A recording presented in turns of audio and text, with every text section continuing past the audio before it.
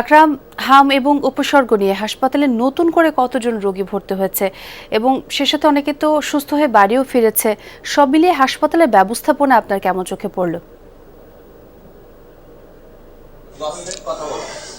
ছোঁয়া সাতক্ষীরায় এখন পর্যন্ত 2 শতাধিক শিশু কিন্তু হাম উপসর্গ নিয়ে চিকিৎসা নিয়েছেন সাতক্ষীরা সদর হাসপাতাল, মেডিকেল কলেজ হাসপাতাল এবং সাতটি উপজেলা স্বাস্থ্য কমপ্লেক্স। এর মধ্যে একজন হাম পজিটিভ আক্রান্ত রোগী শনাক্ত করেছে পরীক্ষার পর স্বাস্থ্য বিভাগ। সেটি গেল জানুয়ারি মাসের 27 তারিখে। এরপর থেকে কিন্তু হাম উপসর্গ নিয়ে চিকিৎসা নিচ্ছেন, সুস্থ হয়ে রোগীরা বাড়ি ফিরছেন এবং এদের জন্য পৃথক আইসোলেশন ওয়ার্ডের ব্যবস্থা রাখা হয়েছে। সাতক্ষীরা সদর হাসপাতালে বর্তমানে 7 জন উপসর্গ নিয়ে চিকিৎসা নিচ্ছেন এবং সার্বিক যে পরিস্থিতি, যে গেল 20 এপ্রিল থেকে যে হামের যে টিকাদান কর্মসূচি শুরু হয়েছে সেটি আগামী 10 মে পর্যন্ত চলবে এবং 1,78,000-এর বেশি শিশুকে এই হামের টিকা দেওয়ার যে কার্যক্রম সেটি চলবে। আরেকটি উদ্বেগের বিষয় হচ্ছে ছোঁয়া, সাতক্ষীরায় ব্যাপক হারে এখন ডায়রিয়ার যে প্রাদুর্ভাব সেটি দেখা দিয়েছে। আমি এখন রয়েছি সাতক্ষীরা সদর হাসপাতালের ডায়রিয়া ওয়ার্ডে এবং এখানে 5টি বেডের বিপরীতে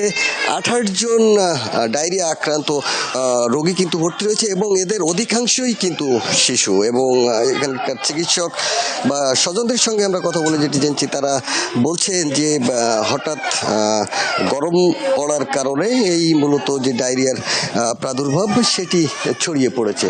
এবং হাম নিয়ে যে এখানকার স্বাস্থ্য বিভাগ বলছে যে তারা তৎপর রয়েছে, স্বাস্থ্য কর্মীরা সার্বক্ষণিক মনিটরিং বা নিয়ন্ত্রণ করছে। হামের প্রাদুর্ভাব কোনোভাবেই সাতক্ষীরায় যেন ছড়িয়ে না পড়ে সেজন্য সিভিল সার্জন সর্বাত্মক বা সব ধরনের ব্যবস্থা নিয়েছে, আমাদেরকে এটি জানিয়েছেন। ছোঁয়া, অনেক ধন্যবাদ আকরাম আপনাকে।